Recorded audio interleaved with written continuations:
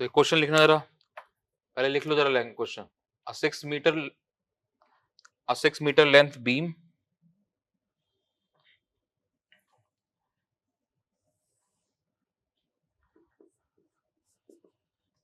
a 6 meter length beam composed of three member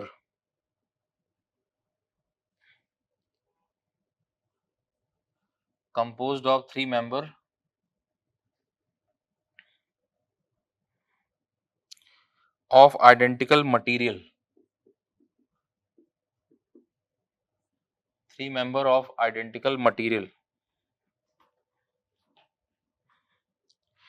screwed together as shown.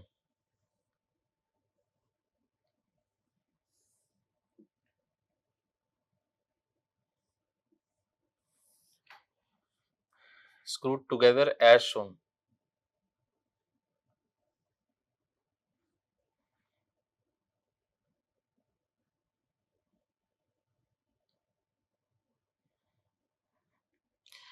The beam is simply supported carrying a UDL.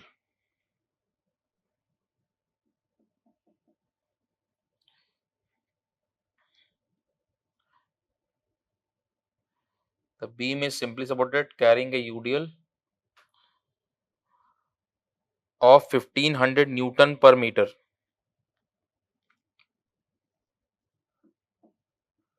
1500 Newton per meter.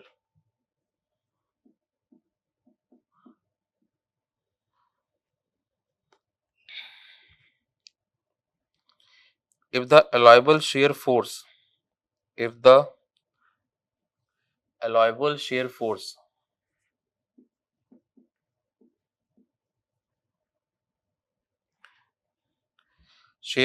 per screw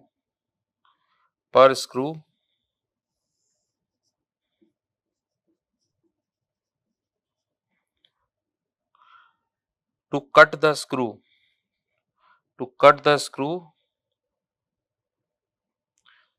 allowable shear force per screw to cut the screw is 1000 Newton.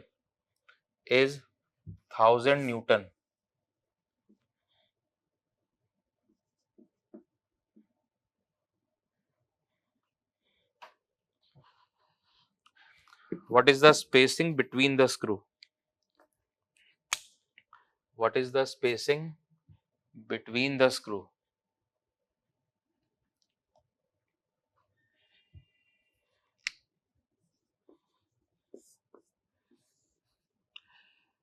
तो एक बहुत अच्छा question है, पहले figure बना लो इसको जरा।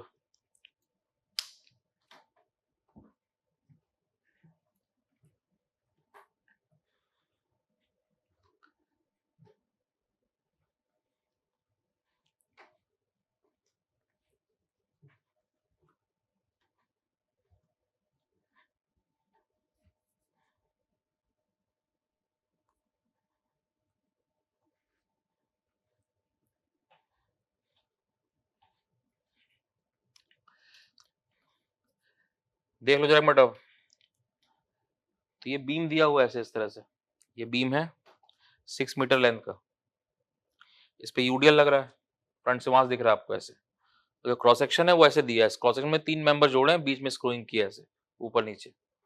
तो क्रॉस सेक्शन मतलब साइड दिखाई देता है, तो मतलब विजुलाइज करो, तो ये साइड से क्रॉस सेक्शन दिखाई देगा ऐसे यहाँ पे। तो एक मेंबर था, यहाँ मेंबर जोड़ा है ऐसे ऊपर की तरफ, यहाँ मेंबर जोड़ा है ऐसे, नीचे मेंबर जोड़ा है, और यहाँ पे ऐसे स्क्रूइंग करा है, टॉप पे और बॉटम पे। फिगर बना लिया होगा आपने पूरा, ऐसे ऐसे स्क्रूइंग किया। तो ये फिगर दिए, साइड व्यू है जो दिया हुआ है ऐसे। तो बोल रहा है कि कितना मैक्सिमम दैट स्क्रू के बीच का स्पेसिंग होगा, दैट मीन कितना स्पेसिंग कर सकते हैं वो बताओ। सब देखो जरा एक मिनट, स्क्रू कैसे हो, बीम कैसे दिया है, बीम दिया होगा ऐसे, यहाँ क्रॉस सेक्शन है, तो एक स्क्रू आपका यहाँ पे ऐसे आएगा, दूसरा यहाँ पे कहीं आएगा, फिर तीसरा ऐसे इस तरह से। तो मतलब फ्रंट से आप देखोगे तो यहाँ पे कैसे क्रॉस सेक्शन दिखाई देगा, यहाँ पे एक स्क्रू है, दूसरा यहाँ पे, तीसरा, चौथा, इस तरह से। तो बीच में स्क्रू के बीच कितना स्पेसिंग है वो पूछ रहा है।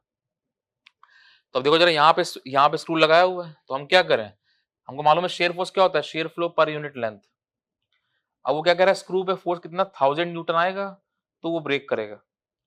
तो क्या करें हम यहाँ पे शेयर फ्लो कैलकुलेट कर दें, और शेयर ये एक स्क्रू मान लो आप कैसे आया, एक स्क्रू आप कैसे आया, तो लेंथ उसका मल्टीप्लाई कर दें तो फोर्स हो जाएगा, तो वही फोर्स जैसे 1000 को क्रॉस करेगा तो फेल कर जाएगा। तो अब यहाँ पे शेयर फ्लो निकाल लें, तो विजुलाइज करो, ये स्क्रू आपका ऐसे, एक स्क्रू ऐसे, तो यहाँ शेयर फ्लो कैलकुलेट कर दो आप, शेयर फ्लो मिल जाएगा इनटू लेंथ का मल्टीप्लाई करके शेयर फोर्स, और जैसे वो 1000 क्रॉस करेगा वहां से फेल करेगा, तो वही चेक कर ले रहे हैं, तो वो निकाल दे रहे हैं। तो ये कैलकुलेट करेंगे इसके लिए, तो ये देखो इसमें क्रॉस सेक्शन में ये न्यूट्रल एक्सिस है, ऐसे जा रहा है, सिमेट्रिकल है, ऐसे बना इस तरह से आ रहा है, ऐसे दिखाया, तो shear flow into share flow calculate कर दें, वहां से आ जाएगा, कैलकुलेट करें। तो उसके लिए देखो जरा, इसका पहले यूडीएल दिया हुआ है, इसका डायग्राम बना 1500 6 9000 हुआ, इसका जब एसएफडी बनाओगे तो ये 40 कितना आएगा 4500 न्यूटन, ऐसे ये भी इधर आप कितना 4500 न्यूटन। तो एसएफडी बनाओगे तो एसएफडी कुछ आपका ऐसे इस तरह से बनेगा, तो ये कितना है 4500 एसएफडी। तो मैक्सिमम शेयर फोर्स कितना ये वैल्यू है, तो मैक्सिमम के लिए डिजाइन करते हैं, वही चेक कर ले, बाकी सब तो सेफ रहेगा, मैक्सिमम सेफ है तो बाकी सब सेफ रहेगा। तो V Q by I shear flow निकाल दें, तो Q V Q by I, V मालूम कर गया कितना मैक्सिमम 14500 न्यूटन, आई निकालना पड़ेगा, तो जरा आई इसके और निकालो, डायमेंशन दिया हुआ ये 50 है और ये 100 है, इसका ये फर्स्ट मेंबर, ये सेकंड और ये थर्ड, क्रॉस सेक्शन निकाल, मोमेंट इनर्शिया कैलकुलेट कर दे, तो आई निकाल दे पहले, आई कैलकुलेट कर दो, आई न्यूट्रल एक्सिस यहाँ पे निकाल दे, तो बी डी क्यू बाई 12, बस बीच वाले का पोर्शन का सेकंड मेंबर का कितना, बी कितना 50 और 100 cube by 12, B D cube by 12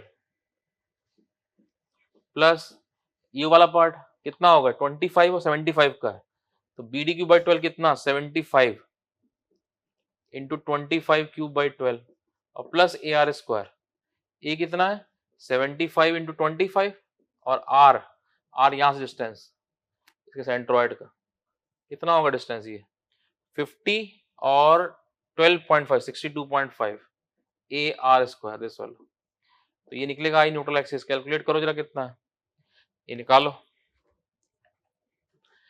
वो वीडियो पॉज कर दो, उसको कैलकुलेट करो कितना आ रहा है जरा।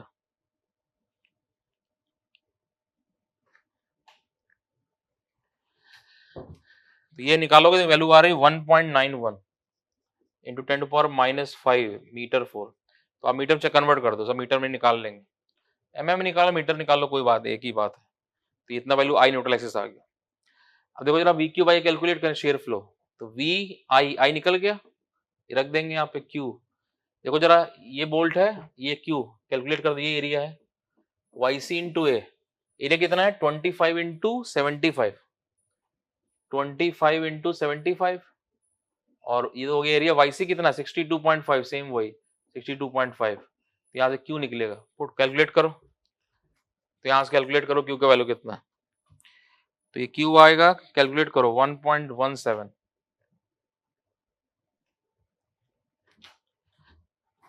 तो ये वैल्यू आ रही 1.17 10⁻⁻4 मीटर क्यूब, तो चाहे आप एमएम निकालो या मीटर निकालो एक ही बात है, that Q value sorry that 1.17 10⁻⁻4, एक minute, we Q by I,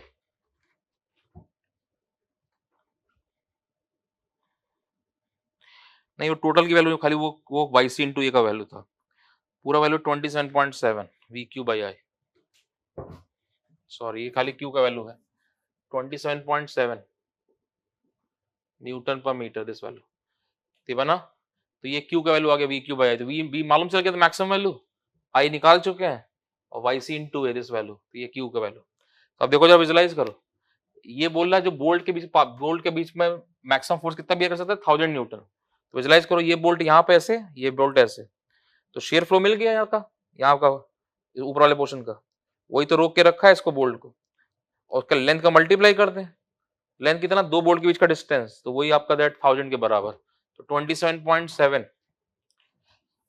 shear flow 27.7 share flow into length, length का मल्टीप्लाई कर दो उनके बीच का जितना है एक्स मान लो ले लिया, दो बोल्ट के बीच का distance, share flow into length कितना शेयर फोर्स के बराबर कितना 1000 न्यूटन, तो यहाँ से न्यूटन दैट, तो एम एक्स का वैल्यू कैलकुलेट होगा, निकालो जरा कितना है एक्स का वैल्यू,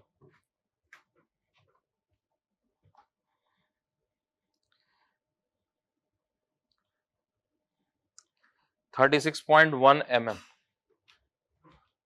तो ये जो वैल्यू आ रहा है दैट इज 36.1, फाइनल कैलकुलेट करोगे दैट mm दिस वैल्यू, तो यहाँ से दैट ये कैलकुलेट कर दिया। तो ये x मतलब दो बोल्ट के बीच का डिस्टेंस कितना वो कैलकुलेट कर दिया शेयर फ्लो की हेल्प से। अब शेयर फ्लो नहीं पता होता तो कैसे निकालते हैं, देख लो फिर से एक बार। यहाँ पे बीम दिया हुआ है, बीम पे यूडीएल लग रहा है, विजुलाइज करो ये यूडीएल ऐसे है, ये क्रॉस सेक्शन ऐसे दिया हुआ है, ये 3 मेंबर जोड़े हैं, यहाँ विजुलाइज करो, यहाँ बोल्ट है ऊपर, ऐसे नीचे भी है, एक कहीं से भी चेक कर लो। तो यहाँ एक बोल्ट आया फर्स्ट, यहाँ सेकंड, थर्ड, ऐसे इस तरह से। तो बोल रहा है कि कितना डिस्टेंस होगा बोल्ट के बीच का स्पेसिंग, मतलब फर्स्ट ये सेकंड बोल्ट ये, इनका कितना बीच का स्पेसिंग होगा वो कैलकुलेट करना। और बोल्ट का अलाइबल फोर्स दैट 1000 न्यूटन दिया। तो यहाँ देखो बोल्टिंग है, यहाँ पे अगर हम शेयर फ्लो निकाल दें, लेंथ का मल्टीप्लाई कर देंगे, तो यहाँ से शेयर फोर्स आ जाएगा, वही जैसे 1000 क्रॉस करेगा फेल करेगा। तो शेयर फ्लो यहाँ निकाल लो वी क्यू बाई आई से, आई निकल जाएगा B D Q by 12 plus A R square दोनों का, बी डी क्यू बाई 12, एक बार देखना जरा, बी डी क्यू बाई 12 और B D Q by 12 plus A R square, दो मेंबर है ऊपर नीचे भी मेंबर है, उसका 2 का मल्टीप्लाई होगा, तो यहाँ पे 2 का मल्टीप्लाई, तभी वैल्यू आएगा। तो आंसर है मेरे पास B D Q by 12 plus A R square, तो बी डी क्यू बाई 12 इसका हो गया, तो B D Q by 12 plus A R square इसका, तो वही ट्रांसफर कर दिया, तो इतना वैल्यू आ जाएगा आई न्यूट्रल एक्सिस। देन देखो क्यू निकालें, Q that V Q by I, तो यहाँ पे V Q by I, V तो मालूम चल गया, आई पता है, क्यू वाई सी इंटू इसका एरिया 25 इंटू 75, जहां बोल्टिंग है वो विजुलाइज करो, जहां बोल्टिंग है वहां पे जो पार्ट कनेक्ट है, क्यू क्या वाई सी इंटू है, ये बोल्ट से ये वाला पार्ट कनेक्ट है, क्यू का वैल्यू इसका वाई सी इंटू है। अगर ये बोल्ट ना होता तो ये पार्ट पूरा निकल जाता, अलग हो जाता, तो बोल्ट बचा के रख रहा है, इसको सेव करके रख रहा है। तो बोल्ट वी क्यू बाई आई में क्या, जो जहां भी बोल्ट लगा, कोई भी क्वेश्चन बोल्ट लगा है, जो पार्ट एरिया कनेक्ट है उससे, अगर बोल्ट ना होता तो वो पार्ट अलग हो जाता। तो shear flow Q Y C into 25 into 75, उसका सेंट्रोइड 62.5 पे, तो ये निकल गया क्यू का वैल्यू। तो अब क्यू आ गया, देखो जरा क्यू मिल गया, तो इंटू एक्स का पोस्ट डिस्टेंस मल्टीप्लाई कर दे, शेयर फ्लो इंटू लेंथ, तो शेयर फोर्स आ गया, तो वही किया, शेयर फ्लो मिला था इंटू लेंथ शेयर फोर्स, तो वहां से एक्स का वैल्यू कैलकुलेट कर दिया, ऐसे निकाल दिया। तो ये एक अच्छा क्वेश्चन है जो डेट शेयर फ्लो के कॉन्सेप्ट को एक्सप्लेन कर रहा है। बाकी कन्वेंशनल बैच में हम कई बड़े क्वेश्चन करते हैं, वहां पे बहुत टाइम रहता है हमारे पास, और वहां वहीं के लिए भी है ही, और लेकिन तब भी थोड़ा ये भी कन्वेंशनली ऑब्जेक्टिव नहीं है, लेकिन थोड़ा सा पार्ट देख लिया बिकॉज इससे कॉन्सेप्ट कॉन्सेप्ट दिख जाए कैसे किस तरह से आता है। नोट कर लो इसको, कहीं कोई डाउट लगेगा तो आप उसमें पूछोगे, चाहे वो नंबर दिया उस पर पूछ लिया, चाहे वहां डाउट कोई नहीं रहना चाहिए। तो अभी तो खाली काफी हमें बहुत सारे क्वेश्चन करने, तो कंप्लीट हुआ है हमारा सिलेबस वाला पार्ट, तो अभी क्वेश्चन बहुत करने, ऑब्जेक्टिव भी कन्वेंशनल भी, तो पूरा सोम सब्जेक्ट सीखना है अच्छे से, बड़ा सब्जेक्ट है और उसका बहुत हेल्प है स्ट्रक्चर आरसीसी वगैरह में। तो खाली अभी ऑब्जेक्टिव एग्जाम नहीं, इसके अलावा आपको कन्वेंशनल देना है, सब कुछ करना है। सोम एक बेसिक सब्जेक्ट है, तो इसमें अभी हम आपको बहुत से क्वेश्चन की प्रैक्टिस करेंगे, ऑब्जेक्टिव कन्वेंशनल सब तरह से, खाली ऑब्जेक्टिव नहीं कन्वेंशनल भी सब देखेंगे, हमें पूरा सब्जेक्ट अच्छे से सीख जाए। बाकी आप डाउट वगैरह पूछते हो, डाउट पूछते हो आप, तो मुझे बहुत अच्छा है लगता है। कई बार मैं डाउट आप पूछते हो 2-3 दिन 4 दिन लेट बता नहीं पाता, बिकॉज कहते हैं बहुत से डाउट आते रहते हैं, लेकिन हाँ जब भी वो दिखता है, जैसे आपको लगा कि आपने डाउट पूछा कई दिन हो गए नहीं आया, तो आप फिर से उसमें हाई करके लिख दो या नीचे लिख दो, सर वो डाउट पूछा था, तो वो नीचे आ जाएगा आपका, तो काफी स्टूडेंट का मैसेज रहता है। कई बार क्या होता है नीचे से चेक कर रहे हैं, वो आपका 15वें नंबर पे था, तो उसके बाद वहाँ 14 तक देखा, उसका फिर से एक बार नीचे चेक करें, तो कई बार होता है कि जो नीचे है वही का बार बार मैसेज आ जाए, रिप्लाई मिलता रहता है। इसलिए आपको लगता है कि 2-3 दिन मैसेज का रिप्लाई नहीं आया, तो आप तुरंत फिर से एक जोड़ दो साथ में, सर हमने यहाँ पूछा था, तो नीचे आ जाएगा आपका मैसेज, तो फिर अब वो रिप्लाई हो जाएगा। लेकिन वैसे तब भी हम ट्राई करते हैं कि सबको ही रिप्लाई हो जाए, लेकिन तब भी हो सकता है थोड़ा बहुत लेट वेट हो जाए, तो आपने क्या नाम फिर से भेज दिया कर दिया, तो फोन नंबर भी दे दिया, तो आपको उसमें डाउट, कोई फोटो नहीं अपलोड हो पा रही, इसमें भेज दिया। बस ये है कि टारगेट अच्छे से सीखना, इसीलिए ज्यादा लंबी क्लास नहीं रखते हम, घंटा, सवा घंटा, 1.5 घंटा, क्योंकि 3 दिन सब्जेक्ट आपके चलते हैं। कई स्टूडेंट लिखते हैं सर बहुत ज्यादा लंबी हो रही थी क्लासेस, तो मतलब 3 दिन सब्जेक्ट चल रहे नहीं पढ़ पा रहे हैं सर, तो कम कर दिया, तो इसलिए। लेकिन बस ये कि ईमानदारी से मेहनत करना, ये सीख जाएंगे तो स्ट्रक्चर आरसीसी वगैरह में बहुत हेल्प रहेगा, और भी अच्छे बहुत क्वेश्चन की प्रैक्टिस करना।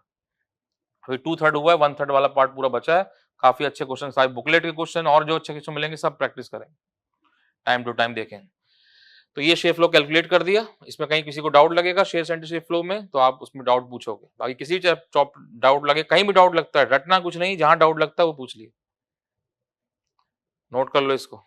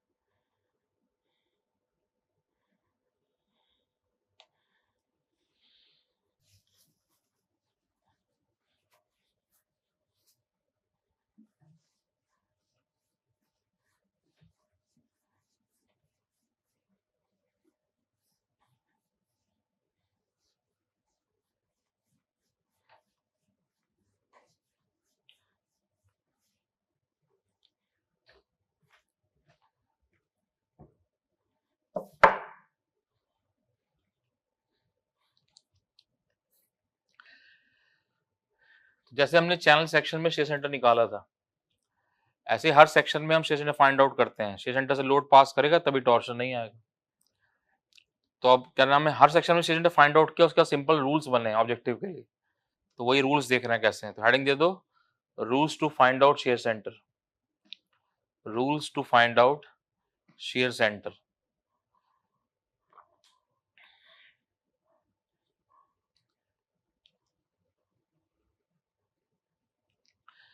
उसमें लिखना रूल 1। तो पहला रूल ये है कि क्रॉस सेक्शन में अगर कोई सिमेट्रिकल एक्सिस है तो शेयर सेंटर आपका उस सिमेट्रिकल एक्सिस से पास करेगा। जैसे ये सी सेक्शन है, तो ये इसका सिमेट्रिकल एक्सिस है, तो शेयर सेंटर आपका इसी लाइन पे लाई करेगा। तो जैसे यहाँ कहीं पे लाई करता है, इसे लोड पास कराते हैं तो टॉर्शन नहीं आता। तो ये फर्स्ट रूल है दैट क्रॉस सेक्शन में अगर आप कोई सिमेट्रिकल एक्सिस है तो शेयर सेंटर आपका उस सिमेट्रिकल एक्सिस पे लाई करेगा। तो बाकी अब ये कितना डिस्टेंस पे, इसको निकालने का पूरा 20 नंबर का क्वेश्चन है जो हम कन्वेंशनल बैच में करेंगे, लेकिन ऑब्जेक्टिव के लिए जो रूल्स बने हैं वो फॉलो कर देख रहे हैं। तो share centre that always lie on the symmetrical axis, तो ये शेयर सेंटर आपका इस लाइन पे लाई कर रहा है। अब कितना डिस्टेंस पे है, 10 mm 20 mm, वो हमको निकालना पड़ेगा बिल्कुल बेसिक से जाके VQ/I से, जैसे चैनल में निकाला था, लेकिन ऑब्जेक्टिव पर्पस के लिए उसको बाकी पूरा निकालना, वो 20 नंबर का क्वेश्चन है, वो कन्वेंशनल बैच देखें। सेम ऐसे चैनल सेक्शन था, ये चैनल सेक्शन दिया था ऐसे, ये निकाला ही था अभी, तो ये इसका सिमेट्रिकल एक्सिस है, इस पे लाई करेगा, तो यहाँ लाई करता है ये share centre. So that if section have symmetrical axis, shear center lie on the symmetrical axis. That if cross section have symmetrical axis, so shear center that will lie on the this axis, symmetrical axis. Same ऐसे rectangular section है, तो ये इसका symmetrical axis है, इस पे लाई करेगा, और ये भी symmetrical axis है, इस पे लाई करेगा, यानी इस दोनों के intersection point पे लाई करेगा। इसका मतलब वहां पे क्या था, एक symmetrical axis था, तो यहाँ के दोनों symmetrical axis हैं, दोनों पे लाई करना पड़ेगा, इसका मतलब दोनों के intersection पे लाई करेगा। मतलब अगर सेक्शन में दो symmetrical axis हैं, दोनों के intersection point पे लाई कर, ऐसे हुआ। देन सेम आई सेक्शन दिया ऐसे,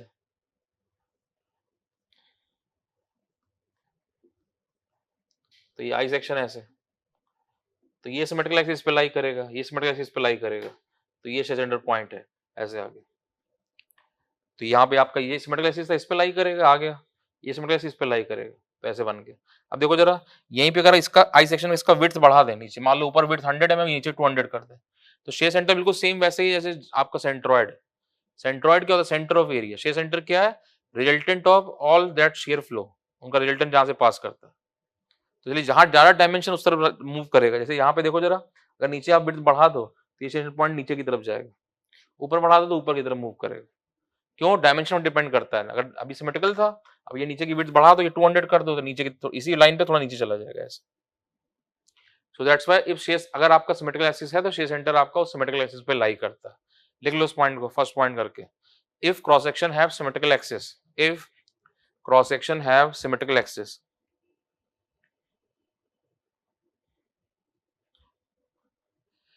comma, shear center will lie on symmetrical axis, shear center will lie on symmetrical axis.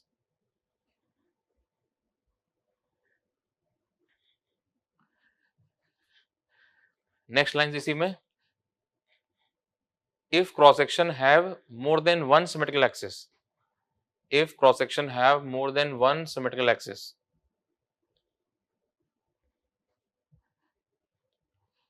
shear center will be, shear center will be at intersection of symmetrical axis, shear center will be at intersection of symmetrical axis.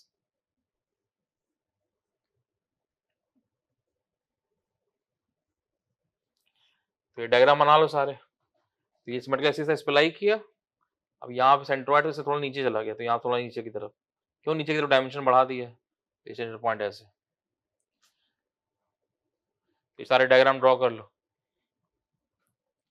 तो ये सब भी हम calculate करते हैं जैसे channel section में निकाला था, सेम वैसे ही सबका पूरा कॉन्सेप्चुअल अप्रोच है वैसे ही।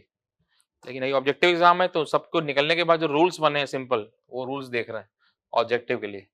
बाकी कन्वेंशनल में तो आएगा तो हम ऐसे सॉल्व करेंगे जैसे एक चैनल सेक्शन किया था। पहले अभी ऑब्जेक्टिव एग्जाम है तो उसके लिए चेक किया।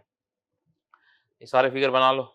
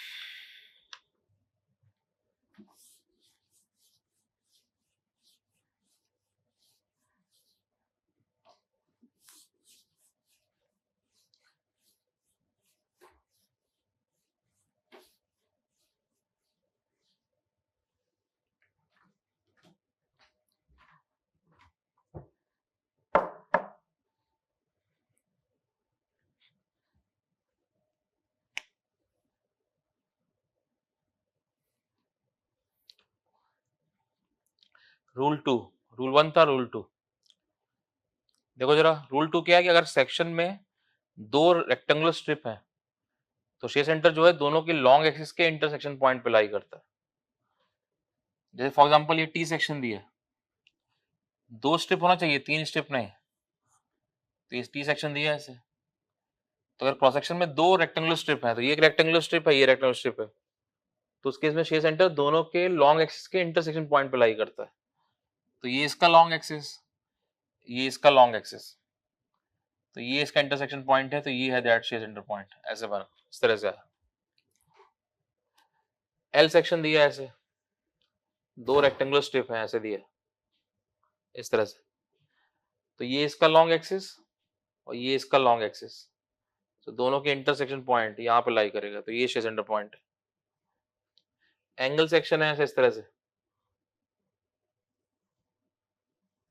ऐसे दिया है, तो ये इसका लॉन्ग एक्सिस, ये इसका लॉन्ग एक्सिस, तो दोनों का इंटरसेक्शन पॉइंट ये है, इस पे लाई कर रहा है, ऐसे दिया। बॉक्स सेक्शन दिया है, 2 स्ट्रिप है, तो ये इसका लॉन्ग एक्सिस, ये इसका लॉन्ग एक्सिस, तो ये शेयर सेंटर पॉइंट है, ऐसे लाई कर रहा है। जेट सेक्शन दिया है, अब देखो जरा, यहाँ पे 2 स्ट्रिप नहीं है, 3 स्ट्रिप हो गया, तो रूल 1 रूल 2 फेल हो गया। बाकी कोई सिमेट्रिकल एक्सिस भी नहीं है तो रूल 1 भी फेल हो गया। तो इसलिए कोई जरूरी नहीं रूल से निकल जाए, मेन कॉन्सेप्ट वही है, आपको शेयर फ्लो वगैरह निकाल के वहां से बनाना पड़ेगा।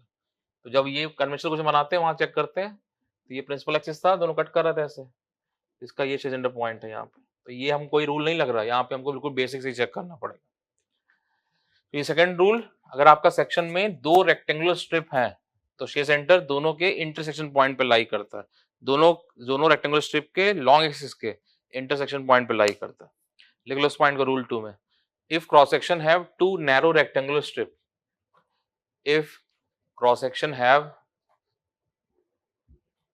2 narrow rectangular strip, 2 narrow rectangular strip, then shear center will be, shear center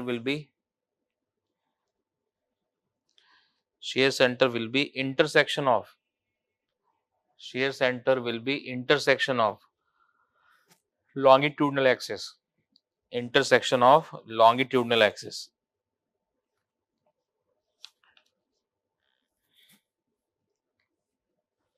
बना लो फिगर इसको।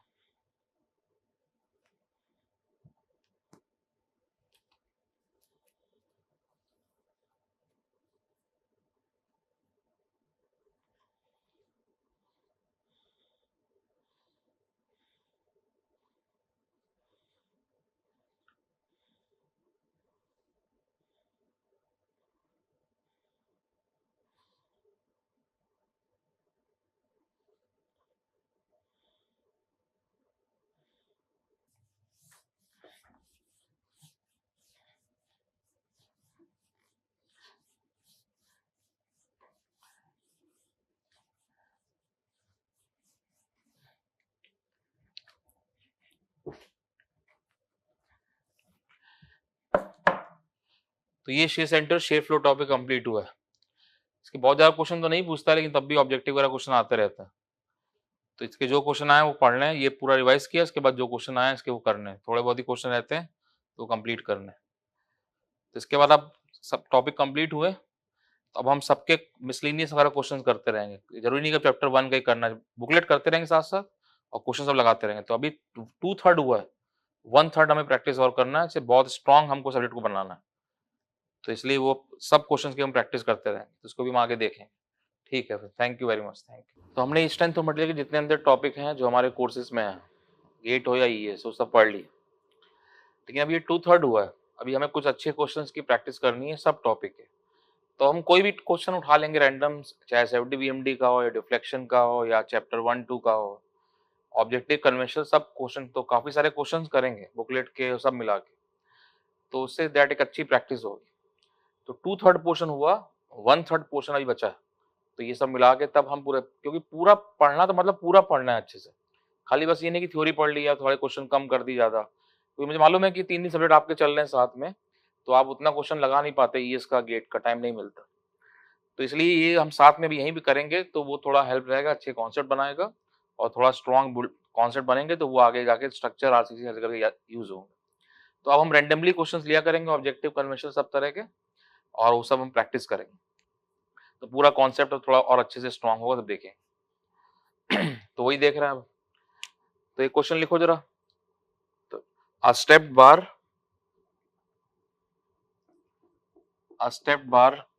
as shown in figure.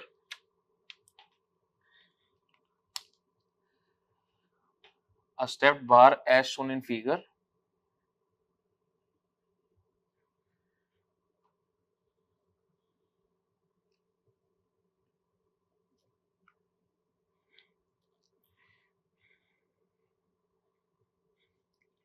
determine determine ground reaction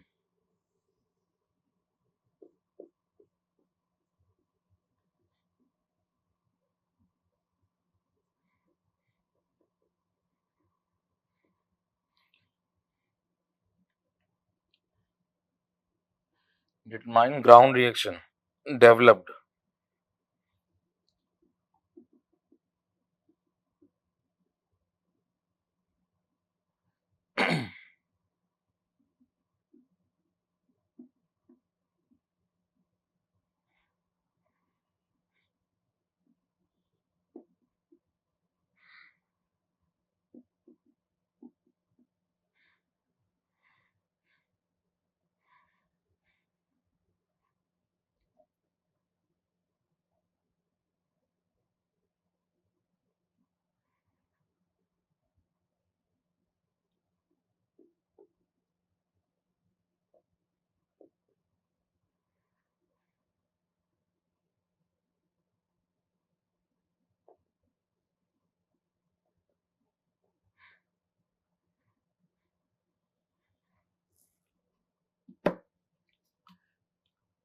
तो ये स्टेट बार दिया हुआ है, इसका सेल्फ वेट नहीं, दैट वेटलेस मेंबर है। वेटलेस सेल्फ, जब तक क्वेश्चन में वेट डेंसिटी ना दे तब तक सब वो आपका वेटलेस मेंबर। तो इसका हमका दैट ग्राउंड से कितना रिएक्शन, बीच में लोडिंग लग रहा है ऐसे, तो ग्राउंड से कितना रिएक्शन आएगा वो कैलकुलेट करना।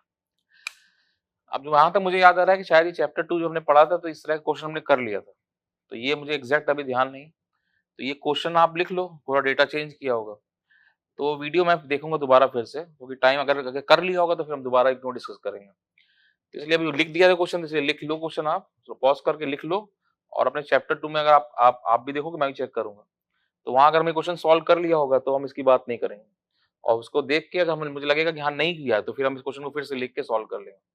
तो जहां तक मुझे याद आ रहा है शायद कर लिया है, तो वो हम चेक करें। आप मुझे डाउट, जो डाउट पूछते हो वहां मेंशन करना, भेजना सर हुआ है कि नहीं हुआ। तो नहीं हुआ होगा तो हम कर लेंगे, और अगर हो गया है तो फिर नहीं, फिर तो आप कर ही लोगे अपने आप से।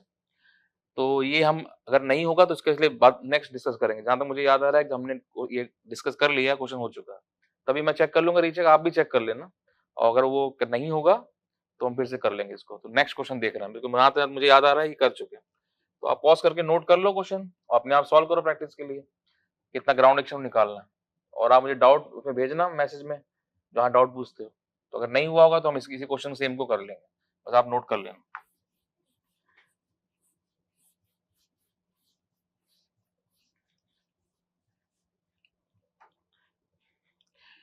नेक्स्ट क्वेश्चन लिखो जरा।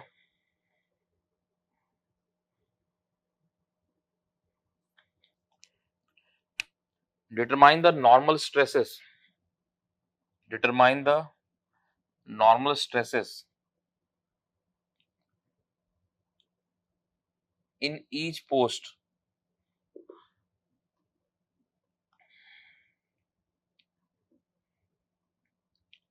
determine the normal stresses in each post.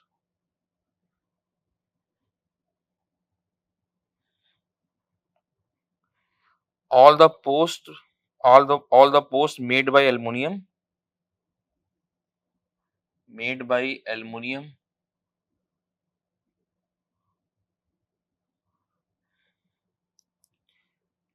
having UDL 800 kilonewton per meter. UDL 800 kilonewton per meter.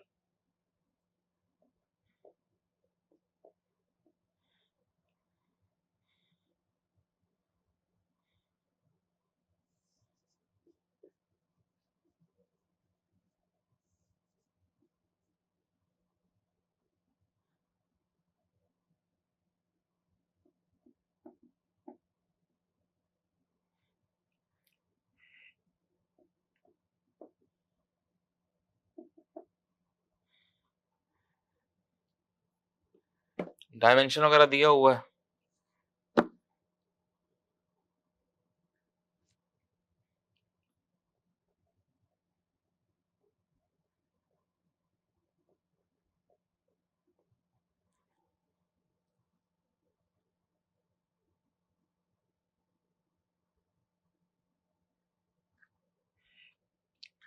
अब देख लो जरा, क्वेश्चन ऐसे है, तो ये 3 पोस्ट है एल्युमिनियम का, इसका डायमेंशन 125 mm, ये गैप दिया 0.3 mm का, और ये ऊपर यूडीएल लग रहा है 800 किलोमीटर पर मीटर का।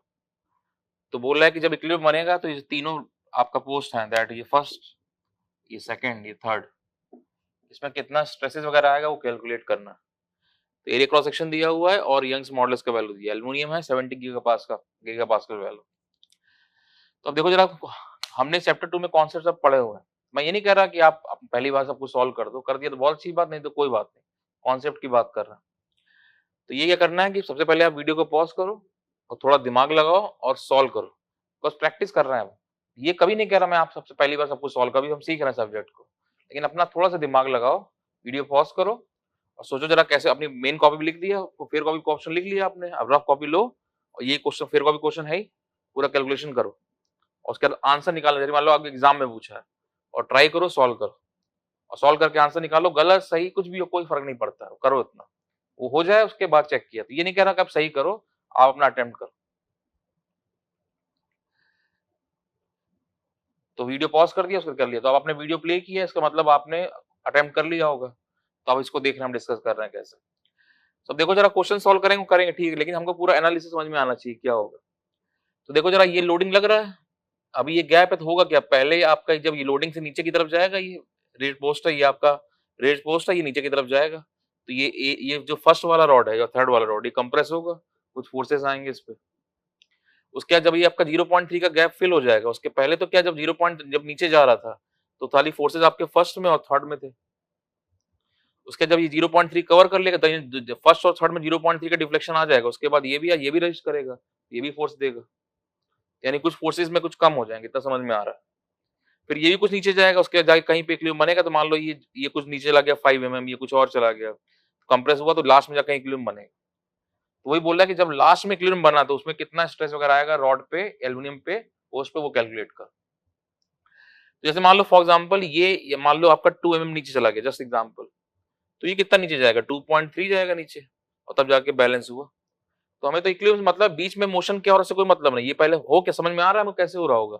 ये नीचे जा रहा है, पहले ये दोनों लोड बियर कर रहे होंगे, फिर 0.3 mm के बाद ये भी आ गया, ये भी फोर्स देगा कुछ, यहाँ कुछ फोर्सेस कम हो जाएंगे, ये भी फोर्स बैलेंस करेगा, तब जाके नीचे जाएगा, कहीं जाके बैलेंस हो जाएगा। तो मान लो फॉर एग्जांपल जस्ट ये बी जो सेकंड रॉड है, ये 2 mm नीचे गया तब जाके बैलेंस हुआ। तो अगर ये 2 mm नीचे गया होगा तो ये 2.3 गया होगा, 0.3 और उसने कवर किया। तो जब इक्विलिब्रियम बन गया 2 mm पे जाके, जब that mean second member 2 mm पे जाके कंप्रेस होकर रुक गया, इक्विलिब्रियम बन गया, तब कंडीशन देखिए, चेक करें, तो वही निकालो, तो क्या हो रहा है, ये कंप्रेस हो रहा है, तो ये मेंबर क्या है, ये पोस्ट जो है कंप्रेस हो रहा है, कब में कंप्रेसिव फोर्स आएंगे। तो अगर डायग्राम ड्रॉ करें तो आंसर कैलकुलेशन तो कर लेंगे, लेकिन हमें पूरा कॉन्सेप्ट समझ में आना चाहिए कैसे करते हैं, वो सब वही सब मॉन, क्योंकि हर बार जरूर नहीं यही क्वेश्चन आएगा, कुछ अलग आ सकता है, तो हमें समझ में आना चाहिए सब चीजें कैसे। तो ये पोस्ट क्या है, सब कंप्रेस हो रहा है, ये था, सब में अलग अलग फोर्स आएगा। तो ये मान लो फोर्स यहाँ पे आ गया आपका, ये F1 कंप्रेस हुआ, इस पे फोर्स आ गया F2, इससे फोर्स आ गया F3, ऐसे ले लिया। तो ये पॉइंट आपका दैट बी है, ये आपका दैट ए लिया, ये मान कुछ और पॉइंट के ले लो ऐसे। तो ये डिस्टेंस कितना यहाँ से 100 mm, और ये डिस्टेंस कितना यहाँ से 100 mm, ऐसे बना। तो ये तो हमने क्या किया, जब ये बैलेंस इक्विलिब्रियम बन गया तब की बात कर रहे हैं। So at equilibrium condition, so at equilibrium condition, equilibrium मतलब क्या, ये जो बीच वाला रॉड है ये 2 mm कंप्रेस हुआ है, तब जाके जस्ट एग्जांपल, तो वो वाले 2.3 कंप्रेस हुए होंगे। तो जब इक्विलिब्रियम बन गया तब इतने फोर्सेस आ गए इक्विलिब्रियम पे, वो चेक कर लिए।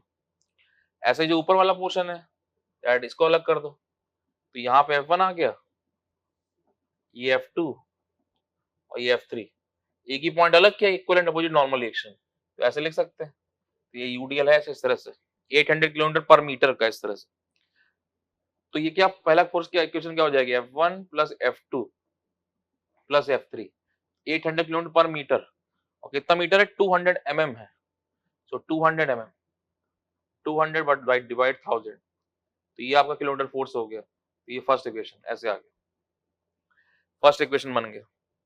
दूसरा देखो जरा मूवमेंट बैलेंस कर दे रहा है, ये के पॉइंट है, यहाँ मूवमेंट बैलेंस कर दो इस पॉइंट पर, तो ये कैसा दे, ये एंटी क्लॉकवाइज, ये क्लॉकवाइज, यहाँ से कर दो या यहाँ कहीं भी दिखा दो, तो समेशन एम के 0, तो यहाँ से क्या इक्वेशन बन जाएगी, F1 into 100 equal to F3 into 100। देखो जरा यहाँ मूवमेंट बैलेंस कर रहा है, तो ये एंटी क्लॉकवाइज क्लॉकवाइज, तो बैलेंस कर दिया, तो यहाँ से क्या आ गया, F1 इक्वल टू F3, ये वैल्यू बन गई। नेक्स्ट देखो जरा दूसरा डिफ्लेक्शन बैलेंस कर रहे हैं, डिफ्लेक्शन कैसे, PL अपॉन ए। अब देखो जरा अगर ये वाला मेंबर 2 mm कंप्रेस हुआ है, तो ये कितना कंप्रेस हुआ होगा, 2.3, तो वही निकाल दे, डेल्टा बराबर कर दे रहे हैं, तो डेल्टा 2 कितना होगा, ये 2 है तो वो 2.3, तो वहां से क्या क्वेश्चन बना सकते हो, डेल्टा 2 कितना है 2 mm और डेल्टा 1 कितना है 2.3, तो ऐसे लिख सकते हैं। सो डेल्टा 1 इक्वल टू कितना हो जाएगा, डेल्टा 2 प्लस 0.3, दिस वाला देखो वही लिखा हुआ है। ये कितना नीचे गया, ये कंप्रेस हुआ 2 mm, ये कितना 2.3, तो वही लिखा डेल्टा 1 इक्वल टू 2 प्लस 0.3, 2.3 वही वैल्यू, तो ऐसे लिख दिया डेल्टा 1 इक्वल डेल्टा 2 प्लस 0.3 इस तरह से, तो निकाल दो, ये थर्ड इक्वेशन, ये सेकंड था।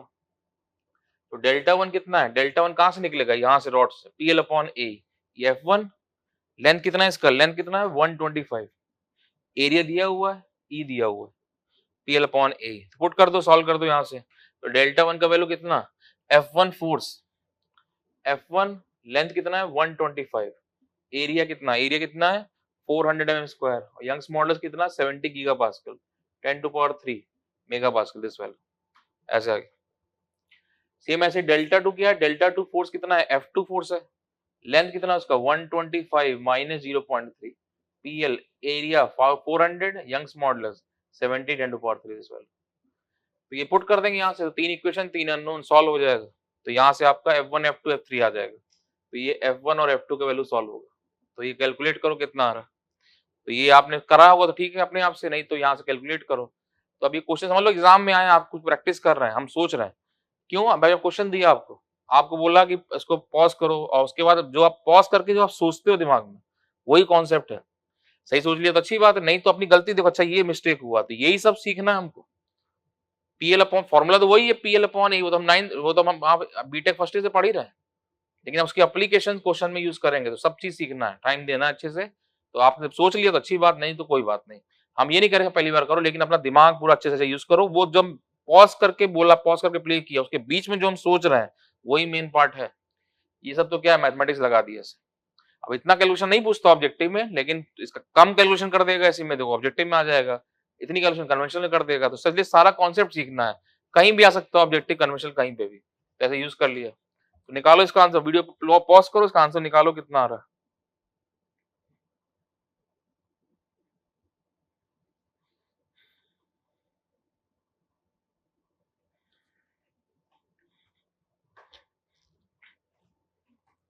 F1 फोर्स कैलकुलेट किया होगा आपने, तो ये लास्ट आंसर है मेरे पास, sigma 1 that equal to F1 divide by area 400, तो ये वैल्यू अराउंड 189.31 मेगा पास्कल। तो कैलकुलेशन वाला पार्ट आपको खुद करना है, sigma two F2 divide by area, तो ये फोर्स स्ट्रेस है दैट 21.37, दिस वैल्यू, तो मेन कॉन्सेप्ट है वो कैलकुलेशन वगैरह तो सब होता रहेगा, तो यहाँ पे इस तरह से कैलकुलेट कर दिए, इतना वैल्यू आया तो यहाँ कैलकुलेट कर दिया। सो देख लो फिर से एक बार, ये पोस्ट थी एल्युमिनियम पोस्ट है, यहाँ पे गैप है 0.3 का, ये यूडीएल दिया हुआ, बोला है कितना स्ट्रेसेस आएगा एल्युमिनियम रॉड पे, वो कैलकुलेट कर, तो देखो होगा कैसे, पहले तो ये नीचे 0.3 का गैप है, तो इस लोडिंग से नीचे जाएगा और ये कंप्रेस होगा, तो कुछ फोर्सेस आएंगे यहाँ पे F' कुछ भी, उसके जब 0.3 का गैप, ये 0.3 डिफ्लेक्ट हो जाएगा, उसके बाद फिर ये भी आ गया तो ये भी फोर्स देगा, तो कुछ फोर्सेस यहाँ कम हो जाएंगे, तो ये मान लो 2 mm कंप्रेस हुआ तो ये 2.3 होगा, जब मान लो 2 mm पे जाके इक्विलिब्रियम बना, जस्ट एग्जांपल, सारा मोशन समझ में आना चाहिए, पहले ये दोनों कंप्रेस हो रहा है, तो इसका ये भी फोर्स देगा, ये भी कंप्रेस होना स्टार्ट हुआ, तो 2 mm पे ये इक्विलिब्रियम बना, तो इसका 2.3 पे, तो वही लिखा है एट इक्विलिब्रियम कंडीशन, तो जब इक्विलिब्रियम बन गया तो यहाँ फोर्स आ गया F1, यहाँ पे F3, F2, ऐसे इस तरह से, तो ये ऐसे फोर्स बना, तो यही यहाँ से हटा, इसका diagram equal opposite normal direction में ऊपर की तरफ, तो F1 plus F2 plus F3 800 into 800 kilometre पर मीटर था, तो मीटर में कन्वर्ट कर दिया, तो ये first equation. Then movement balance कर दिया, के पे बैलेंस करो, यहाँ पेन रखो, ये anticlockwise, clockwise, F1 into 100 equal to F3 into 100। तो यहाँ सॉल्व किया तो F1 इक्वल टू F3 आ गया, F1 F3 मिल गया। नाउ डिफ्लेक्शन निकालें, देखो जरा डिफ्लेक्शन कैलकुलेट करें। तो यहाँ पे देखो जरा, ये 2m कंप्रेस होगा तो ये 2.3 कंप्रेस होगा, तो 2m कैसे निकलेगा, PL अपॉन यहाँ का फोर्स कितना है F2, L लेंथ इसका कितना है 125 माइनस 0.3, एरिया दिया, यंग्स मॉडल्स दिया, ऐसे इसका PL upon PL F1 L upon A, L कितना लेंथ है 125, एरिया यंग्स मॉडल्स दिया है, तीसरा इक्वेशन। तो इन सबको सॉल्व करेंगे तो यहाँ से F1 F2 निकलेगा, देन उसके बाद स्ट्रेस सिग्मा 1 सिग्मा 2। तो कैलकुलेशन वाला पार्ट आपको करना है, मेन कॉन्सेप्ट दिखाया। अब इसका यूज आपको ऑब्जेक्टिव में हो सकता है, कन्वेंशनल कहीं भी हो सकता है, तो इसलिए इस तरह से सॉल्व किया, ये फाइनल वैल्यूज। तो कॉन्सेप्ट देखो ध्यान से, बाकी कहीं डाउट होगा तो आप पूछोगे, फोन नंबर भी दिया हुआ है आपको, वहां पे भी पूछ सकते हो, वहां पे भी जो आपका वीडियो रिकॉर्डिंग वाला वहां पे मैसेज वहां कर सकते हो। बट ये कि सारे कॉन्सेप्ट अच्छे से पढ़ने, नोट कर लो इसको।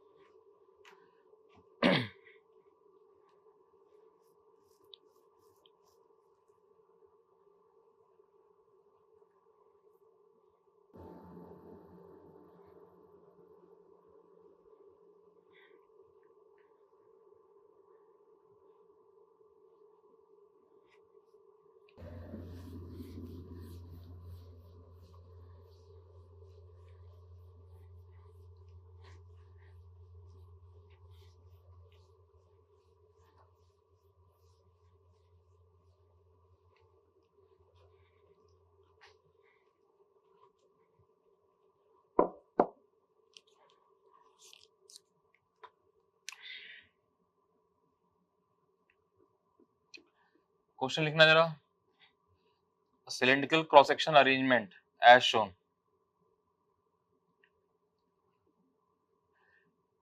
determine elongation due to cell weight।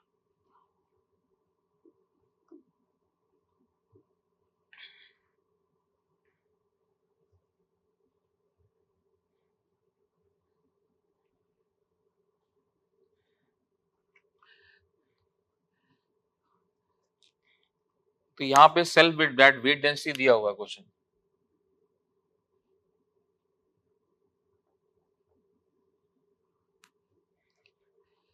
तो ये एक सिलिंड्रिकल अरेंजमेंट में दिया है, मतलब ये क्रॉस सेक्शन सिलिंड्रिकल है, यहाँ पे डायमीटर D1, यहाँ D2, लेंथ इसका L, तो इसका सेल वेट से कितना इलोंगेशन है वो कैलकुलेट करना। तो अभी ऑब्जेक्टिव नहीं है, फुल कन्वर्सेशनल क्वेश्चन है, that one of the very best question for chapter 2। But ये कॉन्सेप्ट क्यों कर रहे हैं, बिकॉज गेट का एग्जाम आएगा, इंटरव्यू आएगा, वहां पूछ सकता है, बाकी इसका कोई छोटा पार्ट ऑब्जेक्टिव में पूछ सकता है गेट के एग्जाम, इसलिए सारे कॉन्सेप्ट मालूम होने चाहिए। तो इसका हमको सेल वेट से कितना इलोंगेशन आ रहा है उसे कैलकुलेट करना। अब देखो जरा, फिगर पहले बना लोगे आप, वीडियो को पॉज करके फिगर बना लिया, उसका प्ले किया। तो अब ये क्या कर रहे हैं, इसको निकालने के लिए इसको हम आगे बढ़ा दे रहे हैं। तो ये L लेंथ है, तो ये मान लो आपका दैट L1 है। तो क्वेश्चन जो आएगा एग्जाम में कन्वेंशनल में, उसमें डायमेंशन दिया होगा 200 mm, 100, ये 100 mm, इस तरह से।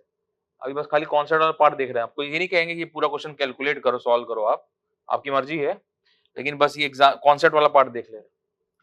तो ये L मालूम है, ये L1 हम निकाल सकते हैं। देखो जरा, यहाँ से जीरो से आप यहाँ तक मूव कर रहे हो, L प्लस L1, तो डायमीटर कितना आ रहा है D1, ऐसे 1 पे ऐसे x पे, तो L1 की वैल्यू D1 D2 के फॉर्म में आ जाएगी।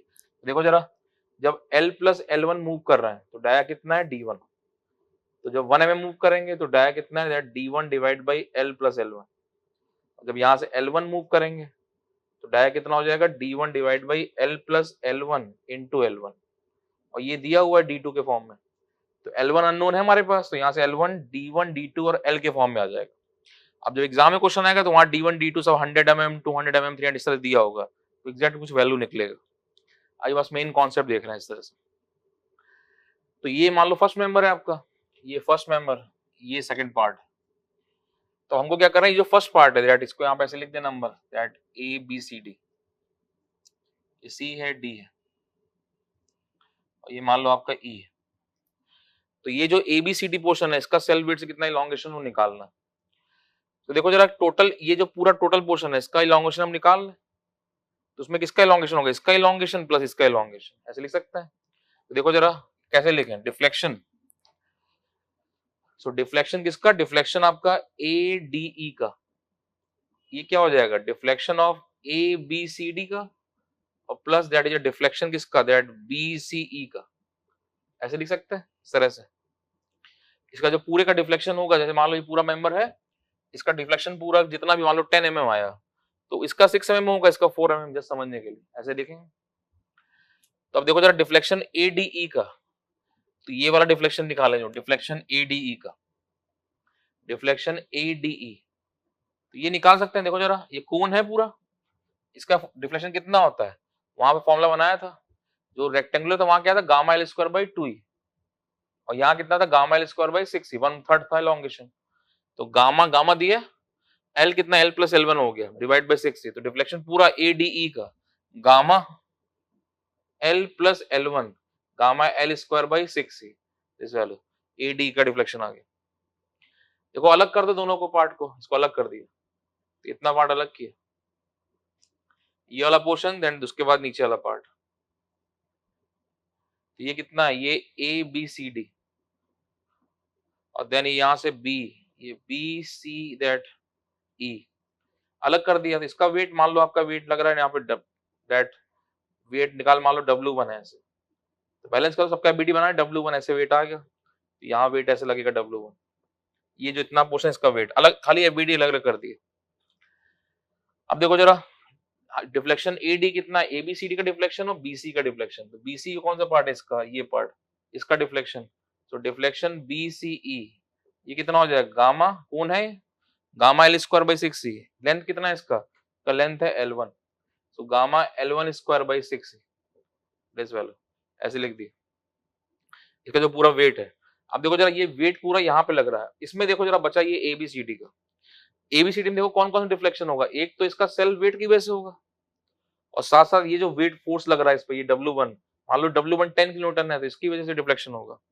जैसे एक एग्जांपल समझो, सोचो ध्यान से, ये किस तरह से, एक कोई पर्सन जो हैंग करता है पोल से, ऐसे हैंग कर रहा है पोल से, तो इसका सेल वेट से निकालते थे। अब जरा सोचो इसी के पैरों पे यहाँ पे हम 10-10 kg का रोप वो बांध दे, बोरी बांध दे, उस तरह से बिल्कुल वैसे एप्लीकेशन है। इसको जरा ध्यान देखो जरा, ये कोई पर्सन हैंग कर रहा है पोल से, जो पर्सन हैंग करता है पोल से, उसका वेट मैक्सिमम कहाँ आता है, हैंड पर।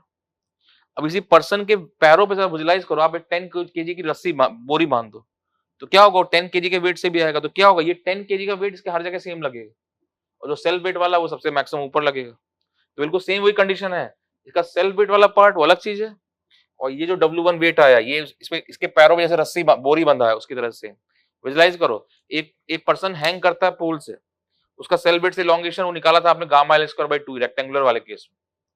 अब उसी के पैरों पे अगर बोरी बांध दो आप 10 kg का, तो पैर 10 kg आपका हर जगह लगेगा, तो ये एक आपका एक्सटर्नल लोड की तरह से हो गया। तो इसका पूरा डिफ्लेक्शन कितना होगा, सेल वेट से, और ये 10 kg वाला इसकी वजह से, वही सेम इसका पूरा डिफ्लेक्शन क्या है, इस वाले मेंबर का सेल वेट से, और इसका 10 kg लगा इसकी वजह से। तो ये कैलकुलेट कर दें डिफ्लेक्शन ABCD। देखो जरा डिफ्लेक्शन ABCD क्या है, एक तो होगा डिफ्लेक्शन सेल वेट की वजह से, डिफ्लेक्शन इसमें ABCD का due to self weight, that due to self weight उसकी वजह से आएगा, और प्लस क्या, दैट ये जो W1 लगा है इसकी वजह से, deflection deflection due to load W, due to W1 this value ऐसे। और जब डाउट लगे आप चेक कर लो, ये बिल्कुल एग्जांपल इस तरह से है कि एक पर्सन हैंग कर रहा है पोल से, साथ में उसमें 10 kg के बोरी बंधा हुआ है, तो उसका जो वेट 10 kg का जो वेट है वो W1 वाला वैल्यू इस तरह से लिखा। तो यहाँ देखो जरा, यहाँ पे डायमीटर कितना है, ये डायमीटर कितना है D1, यहाँ डायमीटर कितना है D2। तो हमको पूछा क्वेश्चन में क्या पूछा है, ये निकालने का बोला है, deflection ABCD due to self weight, ये निकालना है। तो ये कैसे आएगा, देखो जरा, ये वाला पार्ट निकाल दो, डिफ्लेक्शन ड्यू टू W1, ये कैलकुलेट कर दो, तो deflection that is due to W1, ये निकल जाएगा, ये एक्सटर्नल लोड की तरह से है। तब देखो जरा, एक सिलेंडर स्पेसिमेन, इसमें W1 लग रहा है ये क्या होगा, PL/π/4, PL/A, और D1 ड्यू डायमीटर है, इसका फॉर्मूला पता था हमको, क्या होता था, PL कितना, that W1, PL L length है, upon π/4, D1 D2 into E, so D1 D2 into E, this value ऐसे लिखो। W1 लग रहा है, W1 निकाल दो खाली। W1 है क्या, इस वाले का वेट है, इसका वेट क्या हो जाएगा, वो वेट दैट m इंटू जी। देखो जरा इसका W1 वेट कैसे निकलेगा, m इंटू जी। मास क्या होता है, वॉल्यूम डेंसिटी, वॉल्यूम क्या होगा 1/3 AL, तो 1/3 A कितना है, π/4 D2 स्क्वायर, 1/3 A, L कितना है L1, तो 1/3 AL वॉल्यूम, रो इंटू जी क्या हो गया, गामा, दिस वाला, यहाँ W1 रख देंगे ऐसे। तो देखो जरा ये निकल गया डिफ्लेक्शन, ये पूरा ये निकालना है, ये अननोन है, यही अननोन है खाली, डिफ्लेक्शन ABCD। तो अब देखो AD निकल चुका है, ये निकाल चुके हो आप, BC यहाँ पे निकाल ही चुके हो आप, ये रखा था, इसमें एक ही अननोन है, वो deflection ABCD due to self weight ऐसे कैलकुलेट हो जाए। तो ये ऑब्जेक्टिव नहीं है, पूरा कन्वेंशनल क्वेश्चन है, ऑब्जेक्टिव की बात नहीं कर रहे। कल को ऑब्जेक्टिव में क्या कोई बीच का पार्ट पूछ देगा, ऐसा नहीं कि बन नहीं सकता, एग्जामिनर चाहेगा जो कुछ बना लेगा, छोटा क्वेश्चन कम कैलकुलेशन का ऑब्जेक्टिव में आ जाएगा, गेट में आईएएस में कहीं पे, ये सारे कॉन्सेप्ट मालूम होने चाहिए। ये एक one of the best question है कन्वेंशनल का, ये काफी कॉन्सेप्ट क्लियर करता है। देख लो फिर से, इतना पार्ट था ABCD, ये तो हमने जोड़ा अलग से, इसका सेल बिट से कितना इलॉन्गेशन वो निकालना, तो हमने क्या किया, इसको ऐसे ऐड जोड़ दिया, इसको बना दिया। अब देखो जरा ये लेंथ निकाल लो L1, तो L प्लस L1 गया तो डायमीटर कितना है D1, ये दिया है 1 mm में, x L1 mm पे, तो D1 D2 और L तो दिया हुआ है, तो यहाँ से आपका दैट ये L का वैल्यू, L1 का वैल्यू आ जाएगा D1 D2 L के फॉर्म, D1 D2 और L दिया था क्वेश्चन। अब देखो जरा पूरे का इलॉन्गेशन मान लो 10 mm है, तो उसमें कितना 6 mm इसका होगा, 4 mm इसका होगा, तो वही लिखा है डिफ्लेक्शन पूरे का ADE, उसमें क्या हो जाएगा, डिफ्लेक्शन ABCD इसका 6 mm और 4 mm इसका, तो ये लिखा है 10 = 6 + 4।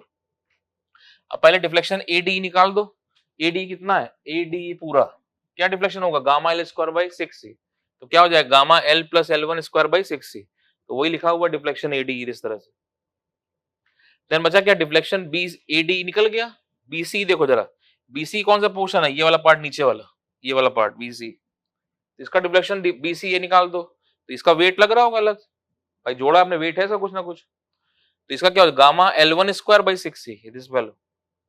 अब देखो जरा आपने इसको अलग किया, तो ये W1 है, W1 बैलेंस है, तो ये W1 यहाँ पे आ गया, तो ये आपका अलग से W1 वैल्यू लग रही है, तो अब इसका कितना डिफ्लेक्शन होगा, देखो जरा कैसे वो निकालोगे, एक तो इसका सेल वेट से, और इसमें जो एक्सटर्नल लोड लगा W1 वाला पार्ट, ये कैसे, बिल्कुल ऐसे एग्जांपल है, एक कोई पर्सन हैंग कर रहा है पोल से, तो उसका सेल वेट, आपका एक पर्सन हैंग कर रहा है पोल से, उसका सेल वेट से इलॉन्गेशन, साथ में अगर उसमें 10 kg का बोरी बांध दो तो उसका अलग नहीं लगेगा, तो वही चीज है, 10 kg की बोरी हो गया, ये उसका सेल वेट से इलॉन्गेशन, तो ये सेल्फ वेट के इलॉन्गेशन उसको कैलकुलेट करना है, तो कैसे करें, देखो जरा ये जो W1 लिखा है इससे निकाल दे इलॉन्गेशन, इसके डिफ्लेक्शन में क्या क्या पार्ट है, deflection ABC due to self weight और plus deflection that due to W1, तो W1 कैसे निकलेगा, PL upon π/4 D1 D2 into ई, इसमें देखो जरा कैसे निकलेगा, यहाँ पे PL upon π/4 D1 D2 into ई, तो वही किया है π/4 D1 D2, PL P का वैल्यू निकाल दो, वेट W1 कैसे निकलेगा, इसका वेट M इंटू जी, ये वाले पोर्शन का वेट कैसे निकलेगा, M इंटू जी।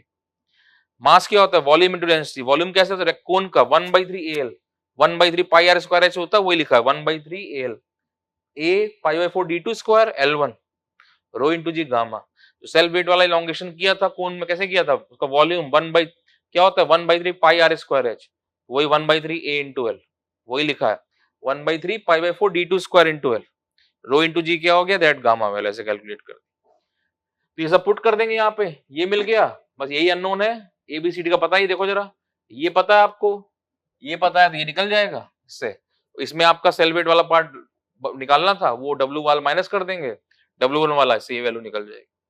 अब जो क्वेश्चन एग्जाम में आएगा उसमें डेटा न्यूमेरिक वैल्यू दी होंगी 100 mm 200 mm इस तरह से, तो काफी इजी कैलकुलेशन दिखाई देगी, ये जानबूझ के LL1 रखा जिससे कॉन्सेप्ट दिख जाए, अभी कैलकुलेशन वाला मेन कॉन्सेप्ट नहीं हमारा, ये कॉन्सेप्ट सीख जाए कैसे किया, तो इस तरह से इतने पूरा ऐड करके इसको माइनस करके वहां सॉल्व कर दिया, अच्छा क्वेश्चन है, कन्वेंशनल है, ऑब्जेक्टिव नहीं है, लेकिन अच्छे कॉन्सेप्ट क्लियर करता है, नोट कर लो इसको।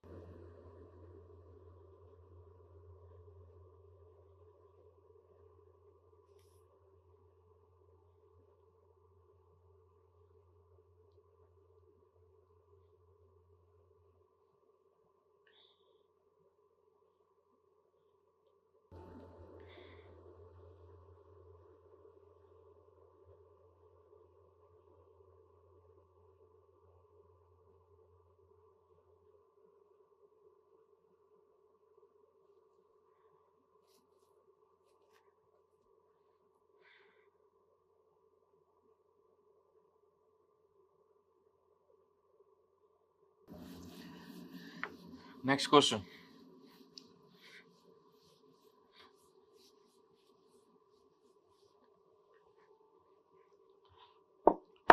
क्वेश्चन लिखना जरा पहले। A bar of metal, a bar of metal 100 into 50 mm cross section, 100 into 50 mm cross section is 250 mm length, is 250 mm length.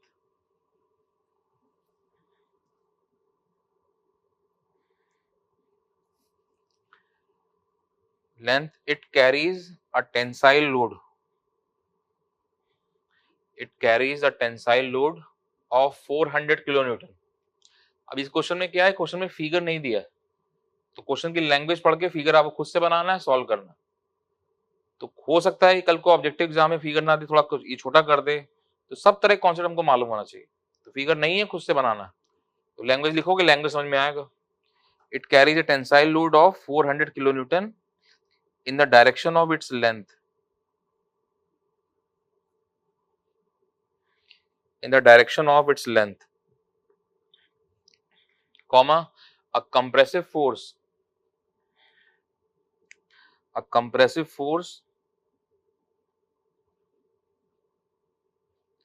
of 400 kilonewton,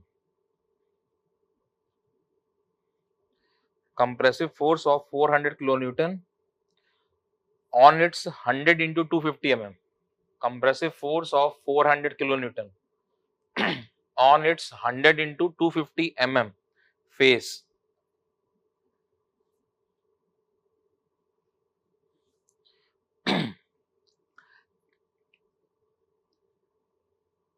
and a tensile load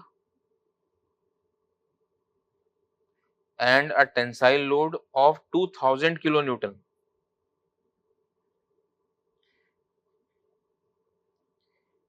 tensile load of 2000 kilonewton on its 50 into 250 mm face, 50 into 250 mm face. Determine change in volume, determine change in volume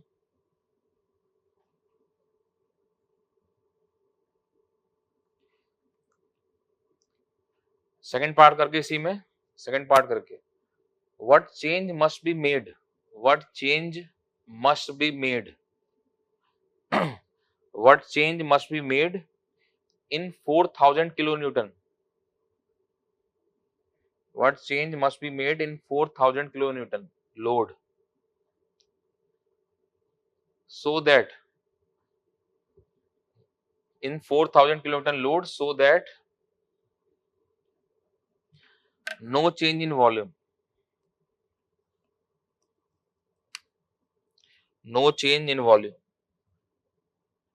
Young's modulus दिया है 2 × 10⁵ megapascal, Poisson ratio दिया है that 0.3, मतलब steel का block है। देखो जब 3 forces दिए हैं, जो बीच में सेकंड फोर्स आपने लिखा था 400 किलोन्यूटन कंप्रेसिव, उसको 4000 कर दो, वो मिस्टेक है वहां पे। जो सेकंड फोर्स लिखा है 400 किलोन्यूटन कंप्रेसिव, उसको कर दो 4000, 4000 किलोन्यूटन कंप्रेसिव। पूरा क्वेश्चन एक बार पूरा फिर से पढ़ दे रहे हैं, सुन लो, ईमानदारी से करना है आपको, फिगर नहीं दिया है। आप ये मत सोचो कि बस अब यहाँ पे सुनते रहे कान पे लगा के, सर सॉल्व करेंगे उसके हम नोट कर लेंगे, उससे कुछ नहीं हो रहा, क्योंकि बगल वाला जैसा कह रहे हैं वैसे फॉलो करेगा, वो आपसे बिल्कुल आगे निकलेगा। स्टैम्प पेपर में लिखवा लो आपसे, ये मैं हर क्लास में बोलता हूँ कि कंपटीशन आपका बगल वाले से है, वो बगल वाला अच्छा पढ़ ले जाएगा, आपसे आगे निकल जाएगा। इसलिए अपने आप को आप बेस्ट टू बेस्ट अपना एफर्ट करना है, ईमानदारी से करना है, बस खाली कान में लगा के सुनने से कुछ नहीं हो रहा, जैसा कह रहे हो वैसे फॉलो करना। मेन सबसे मेन पार्ट क्या है, जब मैं आपसे बोलता हूँ कि वीडियो पॉज करो और प्ले करो, उसके बीच में जो आप सोचते हो या करते हो कॉपी के ऊपर, बस वही मेन पार्ट है। और अगर आप उसमें सही से नहीं कर रहे हो, तो आप समझ लो कि आप दूसरे से लैग करोगे, वो आपसे आगे जाएगा।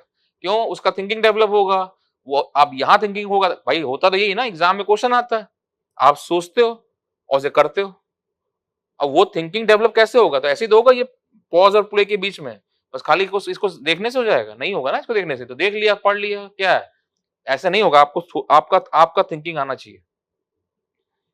तो फिर से क्वेश्चन पूरा एक बार सुन लो अपना, उसके बाद करना है आपको अपने आप से। अ bar of metal 100 into 50 mm cross section is 250 mm length. It carries a tensile load of 400 kilonewton.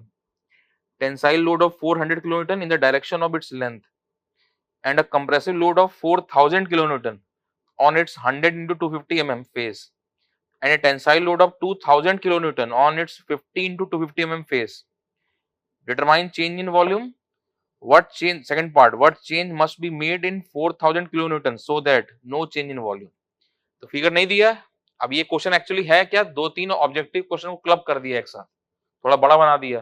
तो इस तरह क्वेश्चन बहुत आते हैं ऑब्जेक्टिव ईएस में, गेट में, कन्वेंशनल, हर तरह, हर साल 2-3 साल में आते रहते हैं। तो फिगर बनाओ, इसके अपने आप से पूरा सॉल्व करो और क्या कहते हैं उसका आंसर निकालो। तो वीडियो को आप पॉज कर दो, यहाँ पे अपने आप से फिगर बनाओ, पूरा सॉल्व करो, आंसर निकालो। गलत हो सही है वो बात की बात है, लेकिन पहले अपना बेस्ट टू बेस्ट अटेम्प्ट करो। करो जरा इसको।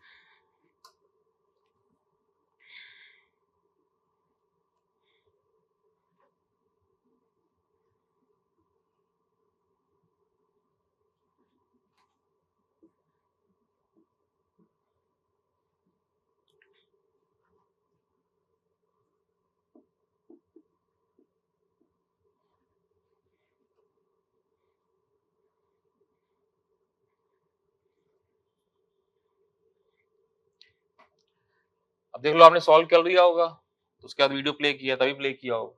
अब ये आपकी ईमानदारी कि आपने सॉल्व करने के बाद ही प्ले किया होगा। तो ये दिया हुआ bar metal 100 into 50 mm cross section, तो ये 50 into 100 cross section and 250 mm length carries a tensile load of 400 kilonewton in the direction of its length. तो लेंथ के लॉन्ग यहाँ लग रहा है 400 kilonewton load, so this one 400 kilonewton.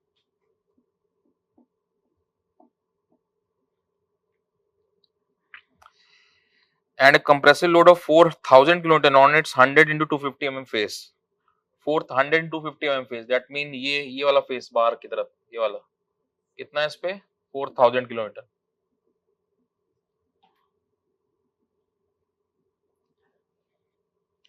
And then third, and tensile load of 2000 kilonewton on its 15 to 50 mm face, 50 to 50 mm face ये वाला, और उस पे कैसा है टेंसाइल है, कितना ये डॉटेड शो किया बिकॉज जेड डायरेक्शन। तो ये 250 कितना 2000 kilonewton, so this one that 2000 kilonewton.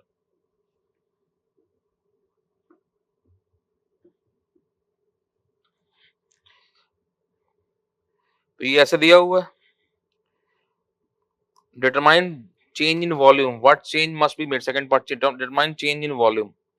सो देखो मतलब ये दिया हुआ ऐसे, ऐसा ही ब्लॉक है सेम, ये मान लो एक्स डायरेक्शन है, ये वाई है, बोर्ड के बाहर की तरफ जेड है, ऐसे लिए। तो ये ऐसे दिया हुआ है, तो ये डायमेंशन 250 mm हो गया, ये जो डेप्थ है इसका ये हो गया 100 क्रॉस सेक्शन के लिए, ये विड्थ हो गया 50। तो यहाँ लोड लग रहा है 400 का, ये ऊपर लग रहा है 2000 का, ऐसे इसे एक्स में लग रहा है 400 का, वाई में लग रहा है 2000 का, और जेड में ऐसे लग रहा है कंप्रेसिव 4000 का ऐसे। तो क्रॉस सेक्शन दिया, फोर्स दिया, तो स्ट्रेस कैलकुलेट कर लो पहले, वॉल्यूमेट्रिक स्ट्रेन वगैरह निकालना है। तो यहाँ से सिग्मा एक्स कितना 400 किलोन्यूटन, 400 10 to power 3, एरिया कितना है 50 into 100 sigma x. Sigma y निकाल दो, वाई दैट 2000 के लॉन्ग टेंसाइल है, तो 2000 10 to power 3 किलोन्यूटन एरिया कितना है 250 into 50 दिस वाला सिग्मा वाई। ऐसे सिग्मा जेड निकाल दो, सिग्मा जेड कंप्रेसिव है 4000 माइनस कंप्रेसिव है तो 4000 10 to power 3 एरिया दैट कितना 50 नॉट 50 दैट 250 इंटू कितना 250 इंटू 50 सिग्मा वाई कितना था ये 50 इंटू 250 और ये इसमें लग रहा है इसमें तो ये कितना है 100 इंटू 250 तो this one that is 100 into 250 ये वाले फेस में सिग्मा जेड ऐसे लगा है तो ये लेंथ कितना है 250 और ये कितना डेप्थ दैट 100 250 दिस वाला तो तीनों कैलकुलेट हो जाएगा तो ये कैलकुलेट किया होगा आपने कितना है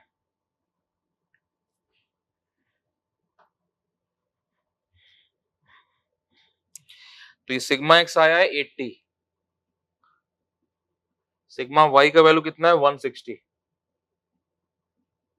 और सिग्मा जेड कितना है 160 माइनस में दिस वैल्यू तो ये कैलकुलेट हो गया ऐसे आ गया नेक्स्ट अब देखो क्या बोल रहा है ये वैल्यू मिल गया डिटरमाइन चेंज इन वॉल्यूम तो चेंज इन वॉल्यूम कैसे निकलेगा देखो जरा change in volume volumetric change निकाल दो फॉर्मूला मालूम है वॉल्यूमेट्रिक चेंज का फॉर्मूला क्या होता है change in volume divide by initial volume क्या फॉर्मूला होता है बोलो ये याद होना चाहिए आपको क्या होता है sigma x plus sigma y plus sigma z so sigma x plus sigma y plus sigma z by e into 1 minus 2 new this वाला तो डेल्टा v निकालना है तो सिग्मा x कितना है 80 सिग्मा y कितना है 160 सिग्मा z कितना है माइनस 160 डिवाइड बाई e कितना 2 × 10⁵ 1 minus 2 न्यू कितना है 0.3 और वॉल्यूम मल्टीप्लाई कर दो वॉल्यूम कितना हो जाएगा डायमेंशन कितना है 250 50 और 100 सो 250 into 50 into 100 इस वैल्यू तो यहां से कितना वॉल्यूम चेंज हुआ वो निकलेगा निकालो कितना आ रहा है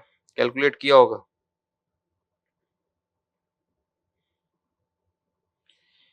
तो ये डेल्टा भी निकल के आ रहा है 200 mm3 ये कैलकुलेशन किया होगा आपने तो अब ये दो तीन ऑब्जेक्टिव क्वेश्चन को क्लब कर दिया तो वैल्यू से आगे फिर देखो नेक्स्ट पार्ट क्या पूछ रहा है what change must be made in 4000 kilometre so that no change in the volume तो कह रहा है कि जो 4000 किलोमीटर लोड है ये वाला इसमें कितना चेंज करें जो ये लगाया फोर्स आपका कि कोई चेंज ना हो वॉल्यूम में अब देखो जरा हमने पढ़ा था चैप्टर 2 में वॉल्यूमेट्रिक स्ट्रेन में कि वॉल्यूम चेंज का अपने दो कंडीशन होती है तो या तो पॉइजन रेशियो को 0.5 कर दो और या फिर आप sigma x plus y plus z का समेशन को 0 कर दो ये कर दो अब पॉइजन रेशियो 0.5 तो हो नहीं पाएगा क्यों वो तो फिक्स है स्टील दिया वो 0.3 यानी यही बचा है तीनों का समेशन 0 कर तब कोई वॉल्यूम चेंज नहीं होगा तो सेकंड पार्ट दैट मीन कोई वॉल्यूम चेंज ना हो तो कब कंडीशन बनेगा दैट डेल्टा वी 0 हो जाए कब बनेगा sigma x plus y plus z equal to 0 क्योंकि पॉइजन रेशियो 0.5 तो ले नहीं पाओगे आप वो तो फिक्स हो गया यही बचा ऑप्शन आपके पास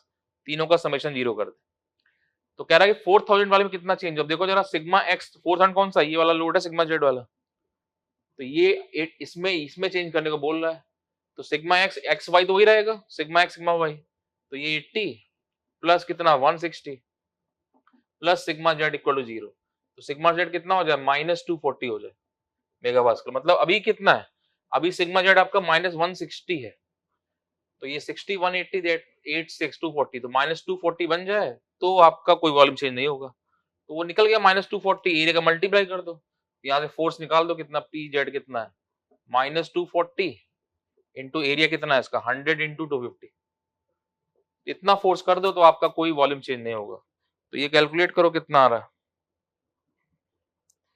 कितना है 6000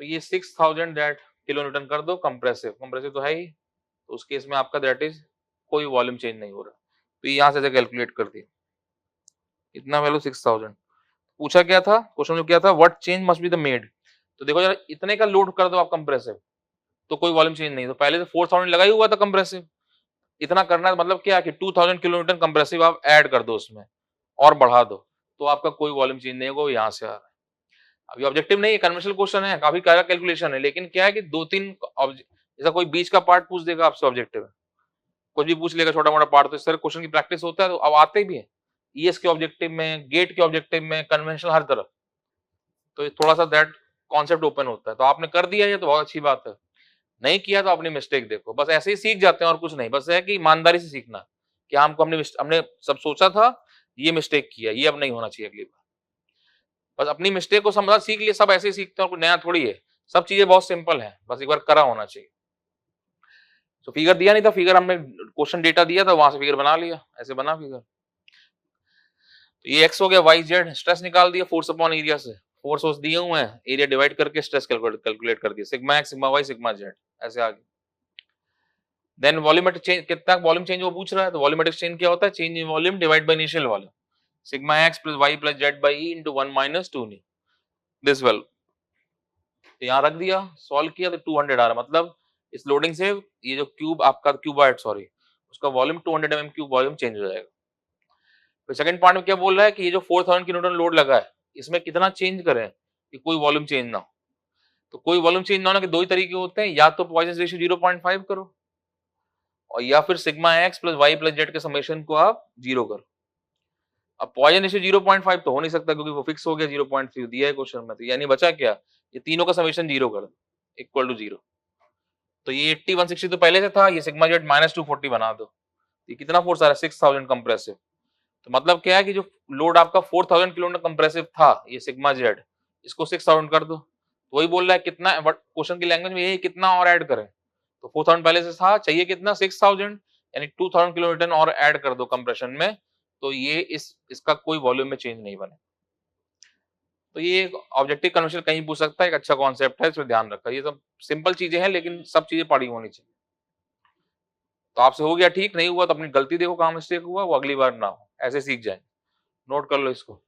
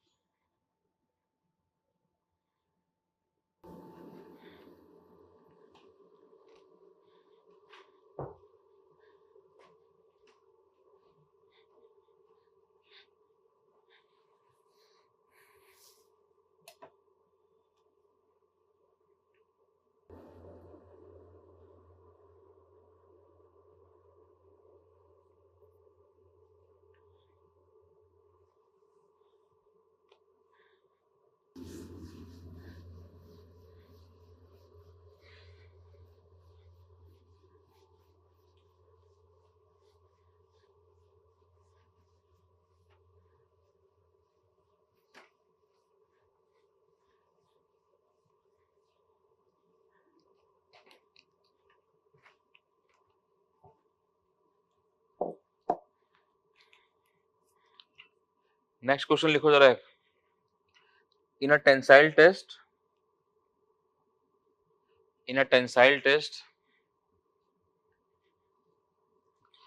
a test piece 30 mm in diameter. In a tensile test, a test piece 30 mm in diameter and 250 mm gauge length and 250 mm gauge length.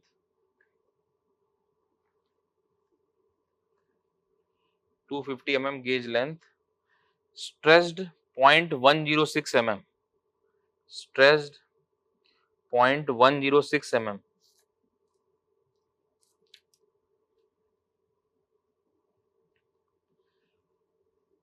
under a pull of 60 kilonewton, 0.106 mm under a pull of 60 kilonewton.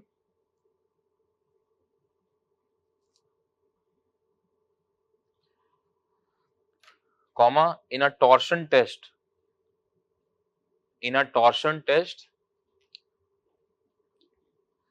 the same piece, in a torsion test, the same test piece,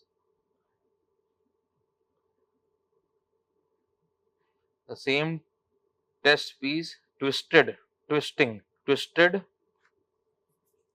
ये लिखा है 0.017 radian, 0.017 radian over a length of 250 mm, over a length of 250 mm. When a torque of 450 Newton meter, when a torque of 450 Newton meter, ये लिखा है 450 Newton meter is applied,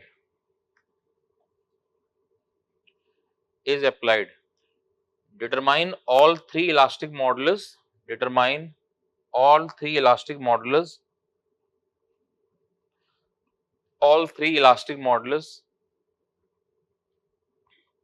and Poisson's ratio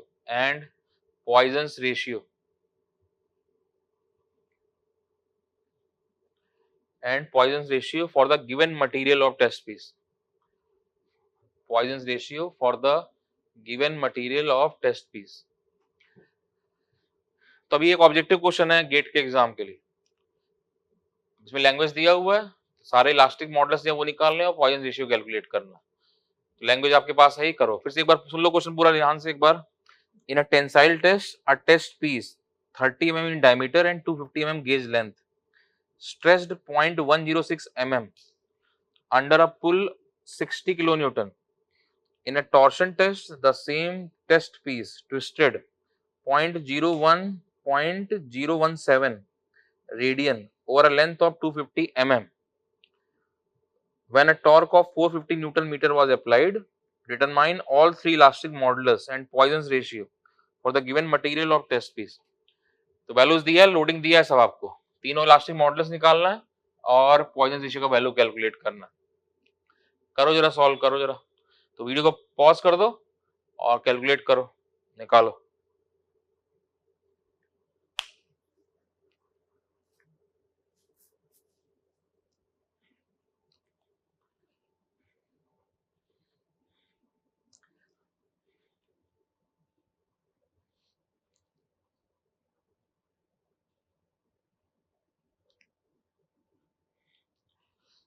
तो आपने कर लिया होगा, तो ये वीडियो प्ले किया है। तो अब करते हैं क्वेश्चन को। ये ऑब्जेक्टिव क्वेश्चन है गेट के एग्जाम के लिए। Tensile test, a test piece 30 mm diameter, so dia दिया है दैट 30 mm,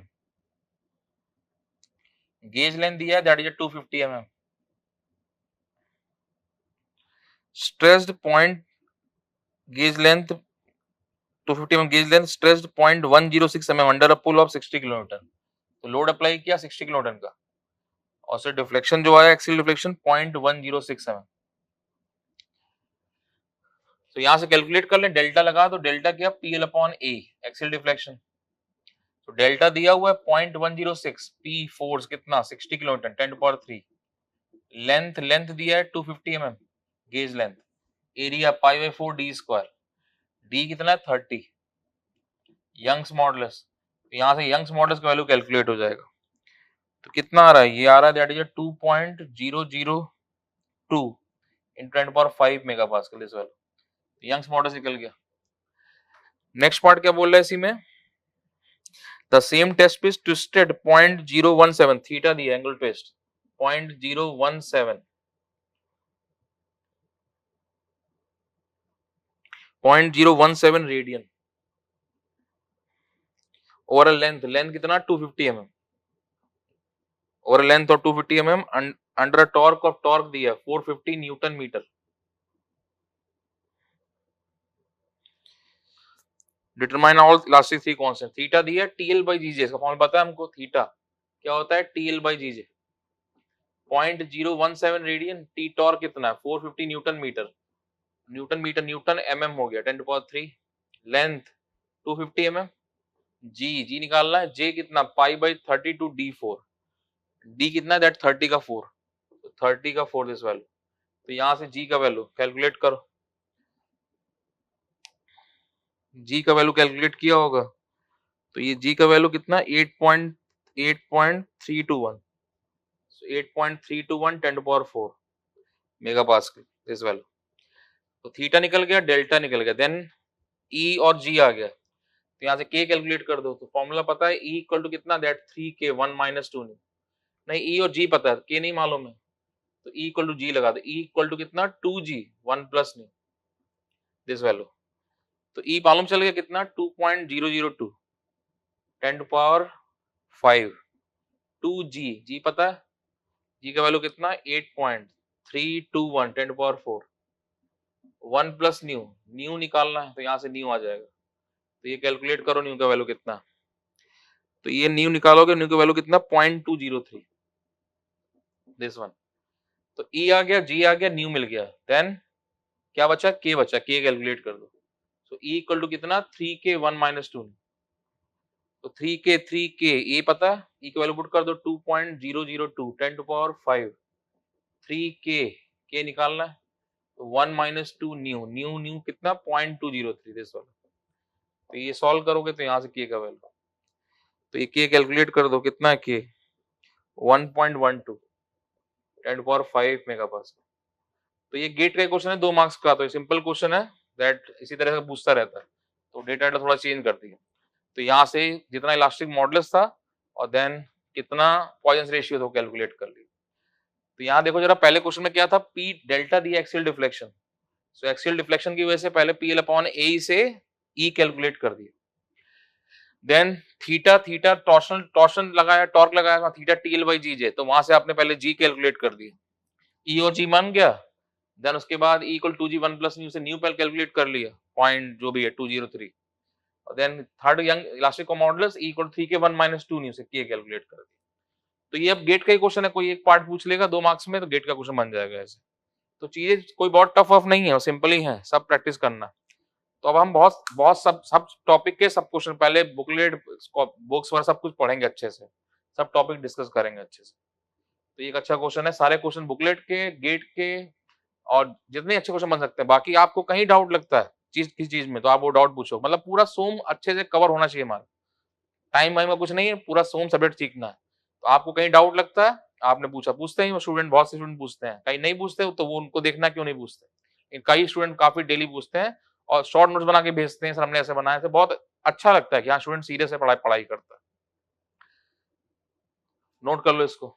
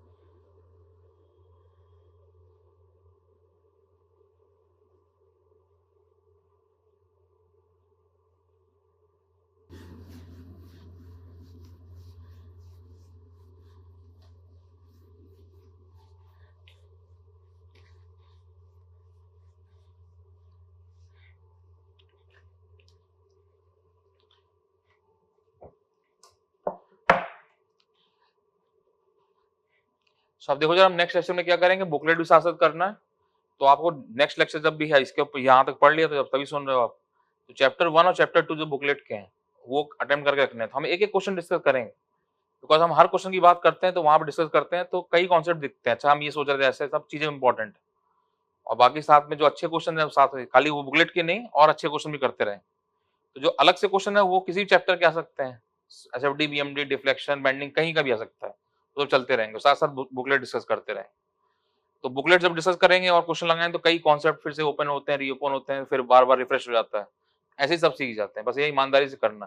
तो अब ये करना है कि इसके बाद आपको लेक्चर जब आएगा, नेक्स्ट कल आएगा जब, तो चैप्टर 1 और 2 के क्वेश्चन जितने हैं आपको लगा के रखने हैं, जो डाउट वगैरह होगा तो वहीं हम डिस्कस करेंगे, सब क्लियर हो जाएगा, बाकी साथ साथ और क्वेश्चन लगाएंगे। ठीक है, थैंक यू वेरी मच।